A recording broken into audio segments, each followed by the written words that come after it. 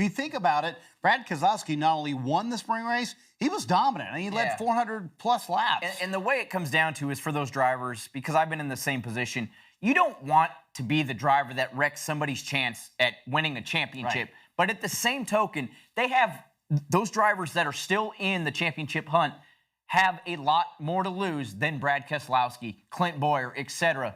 So they have to be a little bit more careful around them.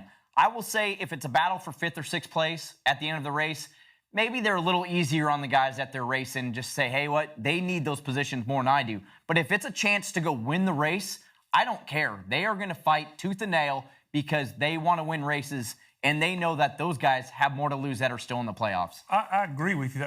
The other thing that just because they've eliminated themselves from the championship, they're still racing for the final results at the end of the year. Right. They've got just as much to earn. They can end up finishing 5th for the season, which is not the goal they started out with.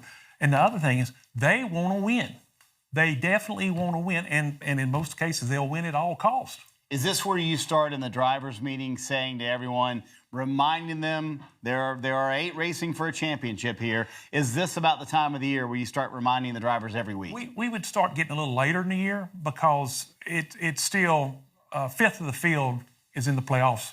The other 4/5 are racing for wins and trying to improve what they're doing with their team and their own goals. So it's not quite at that point yet, but they're all professionals. They understand the situation they're all in. And for the most part, they did a great job on how they managed it. But that has been a topic this year, how the playoff drivers have raced the non-playoff drivers, and been maybe a little bit more of a topic this year than in the past. Hey, Motorsports fans, thanks for watching. Make sure you hit subscribe before you go for all the latest news and highlights across motorsports.